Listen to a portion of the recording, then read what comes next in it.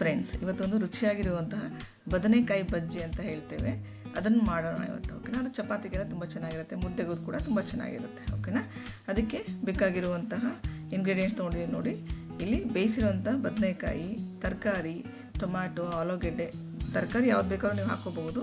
ಇದನ್ನೆಲ್ಲ ಬಾಯ್ಲ್ ಮಾಡಿ ಇಟ್ಕೊಂಡಿದ್ದೀನಿ, ಬೇಯಿಸಿಟ್ಕೊಂಡಿದ್ದೀನಿ. ಆಮೇಲೆ ಕೊತ್ತಂಬರಿ ಕೂಡ ಜೊತೆಗೆ ತೊಗೊಂಡಿದ್ದೀನಿ, ಹಸಿಮೆಣ್ಸಿನ್ಕಾಯಿ, ಇದೆಲ್ಲನೂ ಬಾಯ್ಲ್ ಮಾಡಿ ಇಟ್ಕೊಂಡಿದ್ದೀನಿ. ಓಕೆನಾ. ನೋಡ್ತಾ ಇರ್ಬೋದಲ್ಲ ನೀವು, ಇಷ್ಟನ್ನು ಕೂಡ ಬಾಯ್ಲ್ ಮಾಡಿ ಇಟ್ಕೋಬೇಕು ನಾವು.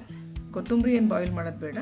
ಏನು ಬದನೆಕಾಯಿ ಮತ್ತು ತರಕಾರಿ, ನಿಮ್ಗೆ ಯಾವ್ದಾದ್ರು ಇಷ್ಟನೋ ಆ ತರಕಾರಿ, ಟೊಮ್ಯಾಟೊ ಮತ್ತು ಹಸಿಮೆಣ್ಸಿನ್ಕಾಯಿ, ದೆನ್ ಪೊಟ್ಯಾಟೊ, ಇಷ್ಟನ್ನೆಲ್ಲ ನಾನು ಬಾಯ್ಲ್ ಮಾಡಿ ಇಟ್ಕೊಂಡಿದ್ದೀನಿ. ಇಲ್ಲಿ ಬೀನ್ಸು ಮತ್ತು ಪೊಟ್ಯಾಟೊ ತೊಗೊಂಡಿದ್ದೀನಿ ತರಕಾರಿಗಳನ್ನು, ಮತ್ತು ಜಜ್ಜಿರುವಂತಹ ಬೆಳ್ಳುಳ್ಳಿ, ನೋಡ್ತಾ ಇರ್ಬೋದಲ್ಲ, ಜಜ್ಜಿರುವಂತಹ ಬೆಳ್ಳುಳ್ಳಿ, ಇಷ್ಟು ಇಂಗ್ರೀಡಿಯೆಂಟ್ಸ್ನ ನಾನು ತೊಗೊಂಡಿದ್ದೀನಿ.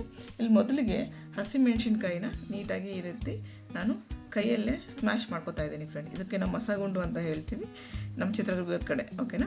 ಸೊ ಅದರಲ್ಲಿ ನಾನು ನೀಟಾಗಿ ಸ್ಮ್ಯಾಶ್ ಮಾಡ್ಕೊತಾ ಇದ್ದೀನಿ ನೋಡಿ. ಹಸಿಮೆಣ್ಸಿನ್ಕಾಯಿ, ಕೊತ್ತಂಬರಿ ಮತ್ತು ಈಗ ಟೊಮ್ಯಾಟೊ ಕೂಡ ಅದನ್ನು ಪೀಲ್ ಮಾಡಿ ಇಟ್ಕೊಂಡಿರೋದು, ಅಂದರೆ ಅದ್ರ ಮೇಲ್ಗಡೆ ಸಿಪ್ಪೆ ತೆಗೆದುಬಿಟ್ಟು ಹಾಕಿರೋದು. ಓಕೆನಾ. ಅದನ್ನು ನಾನು ಈ ರೀತಿಯಾಗಿ ಸ್ಮ್ಯಾಶ್ ಮಾಡ್ಕೊತಾ ಇದ್ದೀನಿ ಫ್ರೆಂಡ್. ಓಕೆನಾ. ಈ ರೀತಿಯಾಗಿ ಸ್ಮ್ಯಾಶ್ ಮಾಡಿಕೊಂಡು ಚೆನ್ನಾಗಿರುತ್ತೆ, ಒಳ್ಳೆಯ ಟೇಸ್ಟ್ ಕೊಡುತ್ತೆ. ಓಕೆನಾ. ಕೆಲವೊಬ್ರು ಏನು ಮಾಡ್ತಾರೆ, ಮಿಕ್ಸಿಗೆ ಕೂಡ ಹಾಕ್ತಾರೆ, ಇದನ್ನು ಮಿಕ್ಸಿಗೆ ಮಾಡಿಕೊಂಡು ಕೂಡ ಅದನ್ನು ಪೇಸ್ಟ್ ಮಾಡ್ತಾರೆ. ಬಟ್ ಇದು ಈ ರೀತಿಯಾಗಿ ಕೈಯಲ್ಲಿ ಈ ಥರ ನಾವು ಮಸಿಯೋದ್ರಿಂದ ಒಂದು ಎಕ್ಸ್ಟ್ರಾ ಟೇಸ್ಟ್, ಒಂದು ಒಳ್ಳೆ ಟೇಸ್ಟ್ ಬರುತ್ತೆ.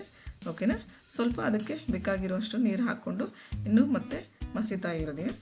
ಓಕೆನಾ. ಈ ಥರ ಸ್ಮ್ಯಾಶ್ ಮಾಡಿಕೊಂಡ್ರೆ ನೋಡಿ ಈ ರೀತಿಯಾಗಿ ಆಗಿರುತ್ತೆ. ಓಕೆನಾ. ತುಂಬ ಟೇಸ್ಟಿಯಾಗಿರುತ್ತೆ, ನೀವು ಒಮ್ಮೆ ಟ್ರೈ ಮಾಡಿ ಮನೆಯಲ್ಲಿ. ಓಕೆನಾ. ಇನ್ನೊಂದು ಕಡೆ ನಾವೇನು ಬೇಯಿಸಿಟ್ಕೊಂಡಿರ್ತೀವಲ್ಲ ಬ್ರಿಂಜಾಲ್ ಅಂದರೆ ಬದನೆಕಾಯಿನ ಈ ರೀತಿಯಾಗಿ ಚಿಕ್ಕದಾಗಿ ಹೋಲ್ಡ್ ಮಾಡಿ ಇಟ್ಕೋತಾ ಇದ್ದೀನಿ ಫ್ರೆಂಡ್. ಓಕೆನಾ. ಈ ಬದನೆಕಾಯಿ, ಬೇಯಿಸಿರೋ ಬದನೆಕಾಯಿ ಕೂಡ ತುಂಬ ಒಳ್ಳೆ ಟೇಸ್ಟ್ ಕೊಡುತ್ತೆ. ನಾವೀಗ ಅದು ಗ್ರೇವಿ ಏನು ನಾವು ಮಾಡಿ ಇಟ್ಕೊಂಡಿದ್ದೀವಲ್ಲ, ಈಗ ಕೈಯಲ್ಲೇ ಮಸ್ತ್ ಇಟ್ಕೊಂಡಿದ್ದೀವಲ್ಲ, ಅದಕ್ಕೆ ಹಾಕಿ ಒಗ್ಗರಣೆ ಕೊಟ್ಟರೆ ತುಂಬ ಒಳ್ಳೆ ಟೇಸ್ಟ್ ಇರುತ್ತೆ. ಮುದ್ದೆಗಂತೂ ಮಾಡಿಸಿದಂಗೆ ಕಾಂಬಿನೇಷನ್ ಇರುತ್ತೆ ಫ್ರೆಂಡ್. ಓಕೆನಾ.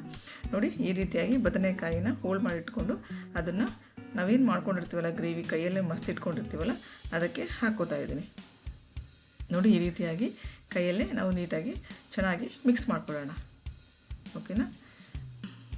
ಮತ್ತು ಇದಕ್ಕೆ ನಾವೇನು ಬೇಯಿಸಿ ಇಟ್ಕೊಂಡಿರ್ತೀವಲ್ಲ ತರಕಾರಿಗಳು, ನಾನಿಲ್ಲಿ ಬೀನ್ಸು ಮತ್ತು ಆಲೂಗೆಡ್ಡೆ, ಓಕೆನಾ, ಪೊಟ್ಯಾಟೊ ಹಾಕ್ತಾಯಿದ್ದೀನಿ. ಯಾಕಂದರೆ ಮಕ್ಕಳಿಗೆ ಸ್ವಲ್ಪ ಇಷ್ಟ ಆಗುತ್ತಲ್ಲ ಪೊಟ್ಯಾಟೊ ಎಲ್ಲ, ಹಾಗಾಗಿ ಪೊಟ್ಯಾಟೊ ಮತ್ತು ಬೀನ್ಸ್ ಇದೆರಡನ್ನು ಹಾಕ್ಕೊಂಡಿದ್ದೀನಿ ಫ್ರೆಂಡ್ ಇಲ್ಲಿ ನೋಡಿ ಈ ರೀತಿಯಾಗಿ. ಬಟ್ ನಿಮಗೆ ಇಷ್ಟ ಆಗಿರೋಂಥ ಅಥವಾ ನಿಮ್ಮಲ್ಲಿ ಇಷ್ಟಪಡುವಂಥ ವೆಜಿಟೇಬಲ್ಸ್ನ ಹಾಕಬಹುದು ಬೇಯಿಸ್ಕೊಂಡು. ಓಕೆನಾ. ಬಾಯ್ಲ್ ಮಾಡಿಕೊಂಡು ಈಗ ಮತ್ತೆ ಕೈಯಲ್ಲಿ ಪುನಃ ಮಿಕ್ಸ್ ಮಾಡ್ಕೋತಾ ಇದ್ದೀನಿ ಈ ರೀತಿಯಾಗಿ. ಮುದ್ದೆಗೆ ಒಳ್ಳೆ ಕಾಂಬಿನೇಷನ್ ಇರುತ್ತೆ. ಮತ್ತು ಅದು ಒಗ್ಗರಣೆ ಹಾಕಬೇಕಲ್ವ, ಆ ಬಜ್ಜಿಗೆ ಒಗ್ಗರಣೆ ಹಾಕಬೇಕು. ಅದರಿಂದ ನಾನಿಲ್ಲಿ ಆನಿಯನ್ ಮತ್ತು ಕರಿಬೇವು ಇಷ್ಟನ್ನು ಹೆಚ್ಚಿಟ್ಕೊಂಡಿದ್ದೀನಿ ಫ್ರೆಂಡ್. ಓಕೆನಾ. ಈಗ ಒಗ್ಗರಣೆ ಹಾಕ್ಕೊಳ್ಳೋಣ ನೋಡಿ. ಒಗ್ಗರಣೆ ಹಾಕಲಿಕ್ಕೆ ಒಂದು ವೆಸಿಲ್ ಮೇಲೆ ಸ್ಟವ್ ಮೇಲೆ ಇಟ್ಬಿಟ್ಟು ಒಂದು 2 ಸ್ಪೂನಷ್ಟು ಎಣ್ಣೆ ಹಾಕ್ಕೊಂಡಿದ್ದೀನಿ. ಓಕೆನಾ. ಎಣ್ಣೆ ಕಾದಾದಮೇಲೆ ಸಾಸಿವೆ ಹಾಕ್ಕೊಳ್ಳೋಣ. ಆ್ಯಸ್ ಯೂಶ್ವಲ್ ನಾವೇನು ಒಗ್ಗರಣೆಗೆಲ್ಲ ಹಾಕ್ತೀವಲ್ಲ ಆ ರೀತಿ ಒಗ್ಗರಣೆ ಹಾಕೋದಷ್ಟೇ. ಓಕೆನಾ. ಈಗ ಹೆಚ್ಚಿಟ್ಟಿಟ್ಕೊಂಡದ ಈರುಳ್ಳಿ ಮತ್ತು ಕರಿಬೇವು ಏನಿರುತ್ತೆ ಎರಡನ್ನೂ ಹಾಕೋಬೇಕೀಗ. ಓಕೆನಾ.